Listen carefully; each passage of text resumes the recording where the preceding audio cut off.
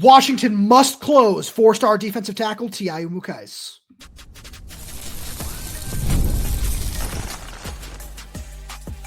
You are Locked On Huskies, your daily podcast on the Washington Huskies, part of the Locked On Podcast Network, your team every day.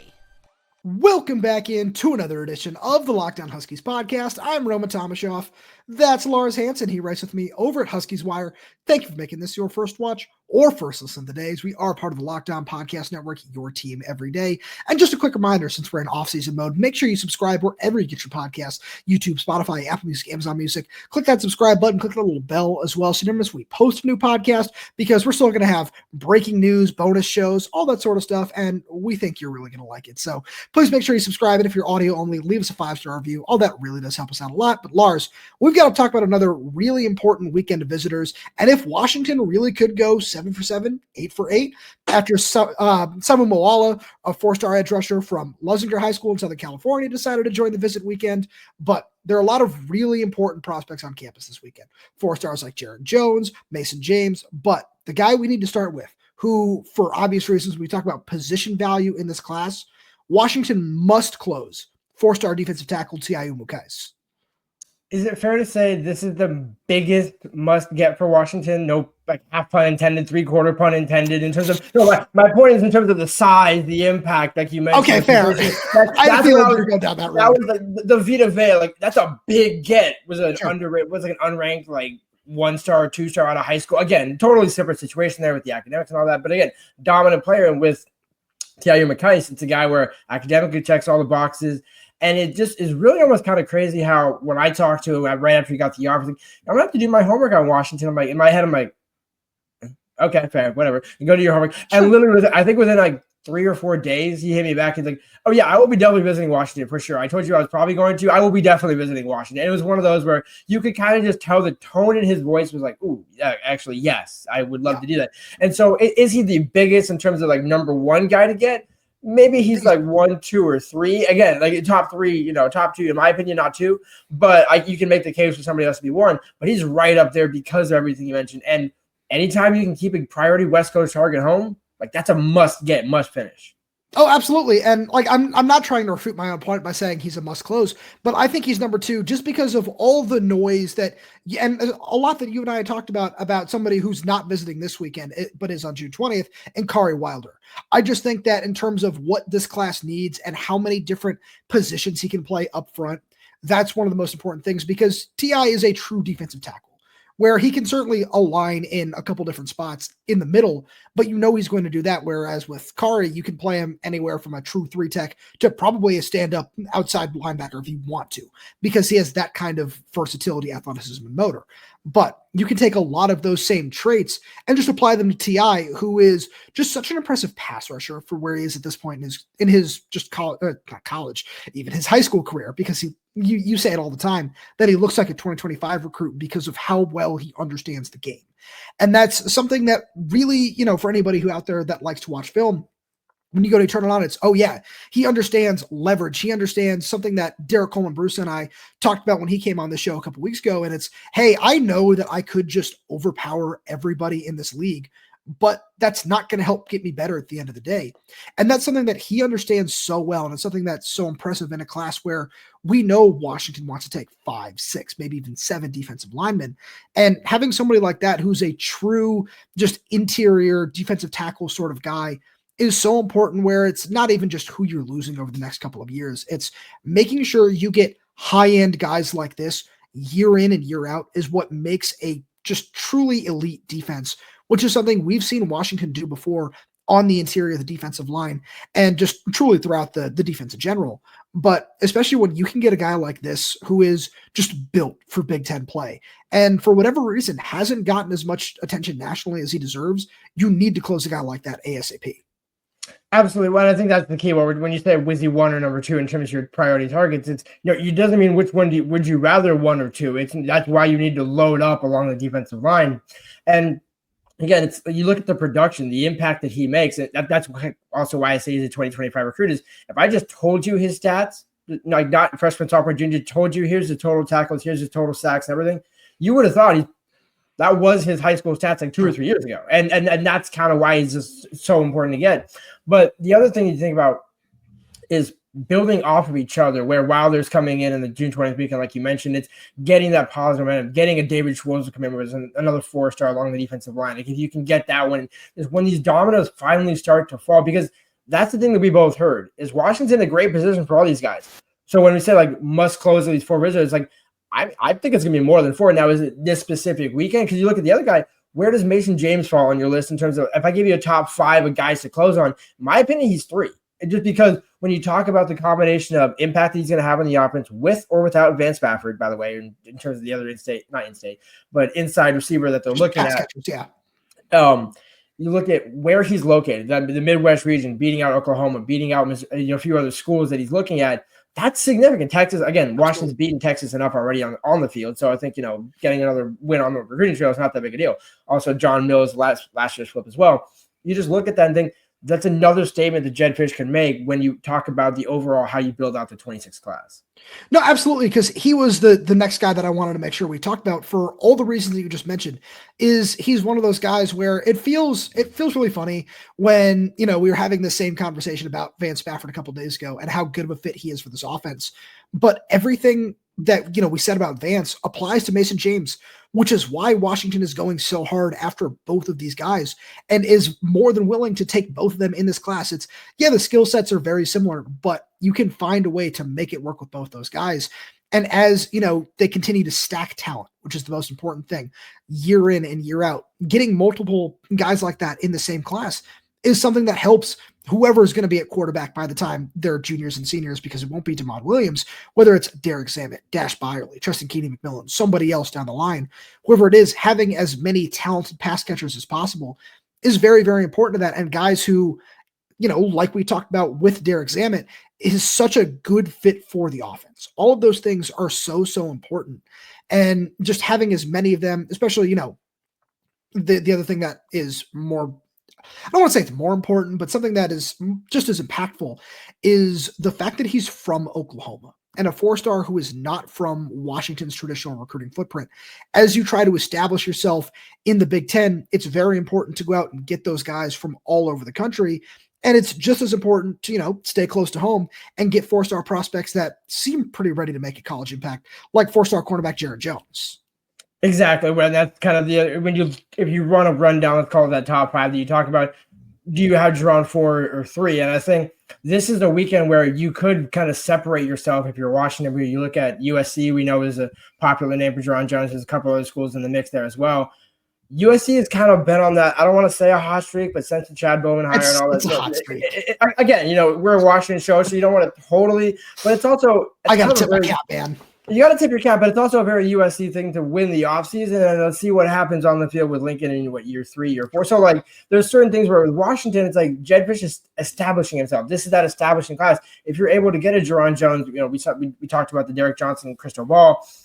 If you don't get to on Benjamin, you're still looking at taking somebody else, where I don't think it necessarily precludes one or the other. And so if you're able to make an impact on him this weekend, that could, kind of move the needle another way, where that's another 4-star that you can add to the class. Sure. No, I agree with you there. And then just to, throw out a couple of guys who we're going to circle back around to in a little bit. I think it's very important to go out there and try to close someone like Kai Wesley, who is someone who you and I have talked about on the show for a long time. Just that big physical tight end where he's a really impressive blocker already. You look at that frame and that potential, and I just have to keep saying it because I think it's such a perfect comp. Look at what Jordan Papow did with 1 season of Kaleki Latu. Now imagine 3, 4, 5 years of that with a guy like Kai Wesley and what he was able to do with Kaleki in just 1 year and how he helped him develop as a blocker, as a pass catcher, how he was able to just pick up yards after the catch, which was something he wasn't necessarily great at before Jordan Papow, where it was very clear all that potential was there. But after a year under Papow, who, as you and I have talked about, is one of the best tight end coaches in the country, closing a guy like that with that sort of potential is really exciting to think about, where, it's not going to make a big impact where it's, oh yeah, he's, a 3-star recruit and people are going to say all that sort of stuff. But we know what kind of potential there is there. And it's very clear that Jordan Papow does as well. So that's a guy who everybody needs to keep an eye on. But Lars, the everydayers also need to keep an eye on 4-star edge rusher Samu Moala. And we'll get to that right after a message from our good friends over at FanDuel. The NBA playoffs are in full swing, and every night delivers highlight-worthy performances, major momentum shifts, and can't-miss moments. Whether it's a game-winning shot or a breakout player, there's never been a better time to get in on the action. FanDuel makes it easy to stay in the game before tip-off and live with player props, performance trends, and same-game parlays. Fans have more ways than ever to play smart and win big. And I think fans are going to win big with the Washington Huskies this season because I love what Jedd Fisch is putting together, where I look at the schedule and some of the teams that are coming into Husky Stadium, it's going to be really tough. When you look at Ohio State, Oregon, Illinois, there's some big time matchups at Husky Stadium this season, but with a 20-game win streak, I think Washington's over of 7.5 wins this year is absolutely going to be something that you should go keep an eye on over on FanDuel. And if you're new to FanDuel, it's the perfect time to sign up. Head to FanDuel.com and place your first $5 bet. If it wins, you'll get $200 in bonus bets. Make every moment more with FanDuel, an official sports betting partner of the NBA. So Lars, the name Samu Moala doesn't come as a surprise to some of our insiders, where we dropped a couple of hints of, hey, there might be some surprise visitors coming up this weekend, and we didn't necessarily share any names because it wasn't our place to let that information leak out. But this is one of those guys where we've talked about this for a while on this show. Washington wants to take a big, explosive edge rusher, and while he plays inside linebacker down at Lusinger and is committed to Texas A&M, this is a guy who I'm really, really intrigued with. And seeing him come up on an official visit is a big win for the staff. Exactly. Anytime you can just put yourself in the running officially, no pun intended there. Well, great wordplay more or less than anything instead of pun intended. Yeah, good on you. When you think about, Madden Williams, the receiver commit from Texas A&M coming up, now another Texas A&M commit, Washington might want to schedule a home-and-home with A&M because you talk, and I think it's also another example of a guy from California. You want to keep the West Coast talent here, where we talked about ad nauseum when Penn State, when Ohio State, when some of the other Big Ten and SEC schools started moving west on the recruiting trail. It's like, wait, USC doesn't have a foothold. Oregon's getting some guys, but not everyone. And it's like, wait, it's almost kind of open season. Now this is an opportunity for Washington to say, you know what? We actually, we talk about Kari Wilder, get both. It's not an and or situation. It's you find a way to take both those guys, especially with the numbers that you're talking about along the defensive line. That's just an example of, again, that 85 number ain't so hard and fast when you're talking about a guy like Samu Moala. It's like, that's the type of talent where if you have to go over a certain number, or if you want to add an extra number to that class because you didn't originally think you could get him, you find a way to make that work because of the opportunity he presents. Absolutely. And it's why, we've got a bunch of questions about four-star edge rusher Landon Barnes, who was on campus last weekend. And it's why you take some of these big swings where, reading some of his comments in an interview he had with our buddy Scott Eklund, and the fact that he still got visits set up to Georgia, Ohio State, Ole Miss, plus it sounds like he might take visits to LSU and Texas in season. It always felt like a long shot, but it's something that this staff feels very confident in, not only in their ability to sell, but their ability to make an impact on some of these guys and play that long game. So this is something where I'm not feeling very confident about Washington's chances to land a guy like Landon Barnes right now, maybe even on signing day, as you like to allude to at different points in time. But this is something where Samu Moala, being, four-star Southern California kind of guy, maybe you're able to sell that a little bit better and say, hey, you could go to Texas A&M, but it's an easier flight here on the West Coast for your family, and different sorts of things like that. And it's one thing I'm really curious about because to circle back to just his body type, and that where he's 6'4", 225, and the way he plays, he's got great speed at inside linebacker, a great first step. Translating those things to outside is not necessarily going to be the hardest thing in the world for him, but it's something about this Brian Walters scheme that requires somebody in that mold. And I think that as we continue to see this class shape up, this might be one of the last spots that they really fill where maybe you do miss on Moala, who's also got official visits set up with UCLA. He hasn't taken his visit to Texas A&M yet. And then he's trying to set one up with Texas as well. So if you don't get one of these guys, I wouldn't say I'm too worried about it because, it's like we talked about at wide receiver. You respect the swings, and eventually it feels like you're going to end up landing one of those guys maybe by signing day. And this is one of those things where I'm more intrigued by the fact that you're going after these big athletic guys to play out on the edge for you than anything else. The name, I was trying to find his last name. I was trying to search through my head. Jeremiah Martin. The former Texas A&M guy that ended up coming to Washington. I knew it was Jeremiah. I was like, it's not Jeremiah Smith, it's not Jeremiah. I just run the name, but a former Southern California guy. I wonder, that was kind of the type of impact that you were looking those 4-star guys when they're coming out of high school. It's one thing to get them as a transfer and trying to kind of, milk the last little bit out of them. But I think that's why, when you talk about taking swings, it's just, you're not going to connect on every. They're bringing in 30 plus official visitors. It's not going to be a 30 plus class. So, and again, not this weekend. I'm saying in general, 30 plus visitors total, not this weekend specifically. Just want to be clear about that. But with that being said, because there might be a few other visitors that aren't reported, but just not 30. So when you talk about keeping guys on the West Coast, that's why you prioritize the West Coast, and why a guy like Landon Barnes, maybe he ends up closer to Texas, in his home state of Texas, or kind of closer to that footprint. You're not always going to win those battles, but it's just a matter of being in the conversation so you can talk about when social media isn't everything, but when you talk about guys, hey, Washington's mentioned for this guy, for that guy, as long as you get, like we talked about in the first segment, 2 out of 3, 3 out of 4, 3 out of 5, you're still in a good position. It's when you start to get 1 out of 5, that's when you get concerned. But the more names you add, it's not this guy is replacing that guy. It's just, oh, wow, this is another kind of Moala, and Moala is a perfect example of that, where you just say it's almost a bonus, not I guess this guy's kind of tagging in for this guy. Yeah, and that's one of the interesting things where as you continue to recruit just this defensive line class as a whole, we've seen Washington recruit 3 separate types of defensive linemen. We've seen the true defensive tackles, where right now you've got 2 coming on visits in Umu-Cais and Dakota Dixon, who will be here on June 20th. And then you've got this tweener type where they're big and physical enough to play all over the defensive line. Derek Coleman-Brusa, Kari Wilder, David Schwarzel, Fa Siale, all of those guys. And then there's, as we've talked about, this explosive edge rusher type as well. And it's one thing that really intrigues me about what this Ryan Walters defense can become, as I think you have all the pieces to make it work in year one. When, we look at who they brought into the transfer portal, who's coming back, getting healthy with guys like Isaiah Ward, Russell Davis. I'm just really curious to see how it's going to continue to build up, because you and I have spent a lot of time, even on this episode already, talking about how big this defensive line class is going to be. And I just think that there's a lot of potential for this to really, really work out well for Washington, with the amount of high caliber prospects, athletes, recruits that you're in on just at the position.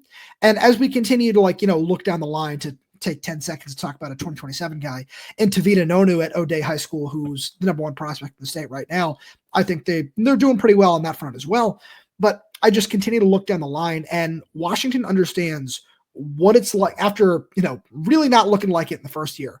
I think Jedd Fisch and this entire coaching staff learned, okay, if we want to succeed in the Big Ten, this is where we need to make sure we invest heavily.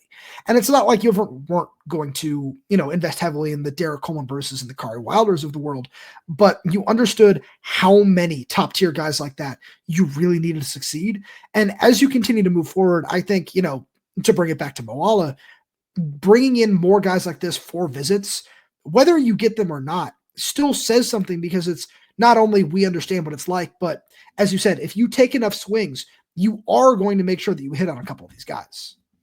And it also refutes the point of the SEC is dominant in terms of, it's the SEC and the Big Ten are kind of neck and neck. And whenever you're able to flip an SEC commit or even just get them on campus for a visit, it's very telling to say, wait, this guy is considering other schools. The Big Ten is actually just as much of a threat, like AFC, NFC, in the NFL. You're still talking about equal balance there. And, when you ran through the list of guys that, David Schwarzer, Fa Siale, all those guys, so again, that's talking about the battles of, do you keep both in-state guys? Do you take a 4-star Texas A&M coming from California? It's, if, let's say Siale goes to Michigan State or wherever, I can just throw it because that was his most recent visit. The only reason I'm throwing that out there. Let's just say he does that and you're able to get Moala. It's like, okay, you're not happy that you don't go 3 for 3 in the state, but, you still get a prize guy from the Southern California SEC commit, all that, equally just as important. So it's a matter of how do you rearrange that Tetris board?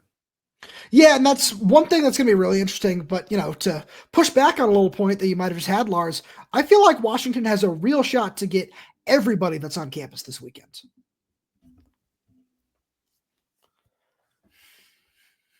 We love bold predictions here on this show. And this is something I put in our insiders chat the other day, where I said, hey, this is before the Moala visit became public. I said, hey, I think there's a real chance that Washington could go 7 for 7 on official visitors this weekend. And A lot of that depends on a couple of different things because we haven't talked about guys like Sam Vyhlidal at tight end or Ezaya Tokio at linebacker. And, I think that there's certainly always a chance you can pull off a flip with a guy like Moala. But I look at, the top end guys we talked about earlier. I love where they stand with Umu-Cais. I love where Washington stands with Mason James as well. But as I look at, some of these lower ranked recruits right now, like Sam Vyhlidal, like Kai Wesley, I think that Washington has a real opportunity to, Fa Siale as well, to pull in all of the recruits that are on campus this weekend. And so 2 points that you just made that are great that I want to expand on. The first one being the fact that Moala continues on what I was saying at the end of last time. You have Moala and FA coming on the same visit weekend. Then that's not an either or conversation. But again, when Sporsler came in on the previous weekend, you had Derek Bruce already committed. You still have Wilder coming in on the 20th, TI. All these numbers, it's like, wait, you said 5 or 6. Now it's the 5, 6, 7, 8. Like at some point, you don't have 9 freshmen incoming defensive linemen. There's just a certain number at which you reach where it's like, that's a little too much. But you want to at least be in the conversation. Then the other one, which goes back to your bold prediction point of when I said, last week for last week's crop of visitors that you will get your entire receiver class this weekend. What happens if you get your entire tight end class? Because we know they're probably taking 2, and you're getting Kai Wesley and Sam Vyhlidal on the same weekend. That just screams like, we could just shut it down right there and call it a wrap. Now, again, you still have Landon Mary coming in on June 20th. He's now going to as well.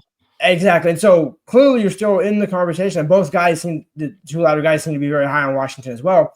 But you're not taking 4 tight ends. As much as Jordan Papa can work wonders with tight ends, and as much as Jedd can get creative like anybody, there's a certain limit here that you want to reach. And that 85 number does get to 90. And that's kind of really the cutoff always been for me with Jedd is 90 seems like the firm line that they don't want to go above. So tight end doesn't seem like a position where, well, let's add like another couple extra, unless you have maybe some, attrition late in the season.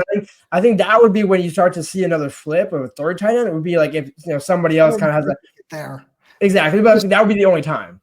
No, you're right, because I think that's one of those things where it should be pretty hard and fast, in my opinion, at least, where if you want to go over 85, any additional scholarships beyond that point should be strictly allocated offensive line, defensive line. That's it. Like those are where you just need the most depth and the most high-end sort of bodies, especially when, you're taking high-end long-term projections like a Dominic Harris, like an Adi Yang. I think that's just kind of where that becomes the most important. And I think, you might be able to throw Fa Siale into that mold where you and I have talked about having a couple of these defensive linemen be ready to play year one. You and I both agree that Derek Bruce can be that guy. Umu-Cais has the ability to be that guy. And adding somebody like Fa Siale is, hey, we like your, we like everything about your frame and just the way you play the game, but we want to give you a year or 2 to really develop in the system. And then we're going to, trust you as a redshirt freshman to be a bigger part of the rotation and more and more and more to just not only spread the class out, but because that's just kind of the way it works with some guys. As you said, you're not taking all these defensive linemen and then throwing them all out there as true freshmen. That's A, unfair, and B, it's just not going to work like that. So I think that's one of the reasons that if we do see Fa Siale commit in the coming days, it could be, hey, I really like this plan. I'm really excited about this. I get to, stay around a lot of guys that I already know, just stuff like that. And to circle back around to the tight end point, because I wanted to make sure I hit that as well. You started talking about the scholarships. I was like, I want to talk defensive line for a second. Yeah. But, and then this is on me for jumping around. So I apologize to every day out there. But when we look at tight ends, you're right. They're not taking 4 tight ends. And I think Landon Myrie is in a place where he wants to come in and contribute right away. And while Washington might have been able to sell him on that a little bit earlier, I look at some of these guys like Baron Aone, where he might be in his development when he gets here this summer. And on top of that, Decker DeGraff and how they feel about Cade Eldridge at this point in time, the road to the field might be a little bit longer for him, which is maybe one of the reasons we saw the Sam Vyhlidal offer come around. And it's something where you and I have had this debate on the show. We've had it with some friends in just the UW media space about, is Washington going to take 2 tight ends? And seeing how many are coming in on visits, I think it's still pretty fair to say that the answer is going to be yes. And I just look at these 2 guys. That's why I mentioned Kai Wesley earlier on when I said they must close at least 4 guys, because he is one of them. And he's somebody, because he's just been such a big target of this program for so long.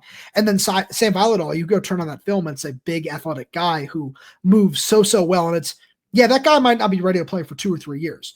And I don't mean that to slight him at all. I mean that to say he's a really great long-term projection who you can sit behind, and fans might, in 2027, it's, oh, hey, who's that guy wearing number 80, whatever. I don't remember him. It's, oh, that's Sam Vyhlidal. Wow, he's a really nice athlete. I like what I'm seeing from him. It's like you can have a couple of those guys and you can afford to take a player in that caliber. And I'm really excited to see, how things might go along with him, because with the way, the offer came super late and then all of a sudden the official visit is set up, a lot like, how quickly things moved with Austin Simmons last year, friend of the program. I feel like we could see that same thing with him this weekend.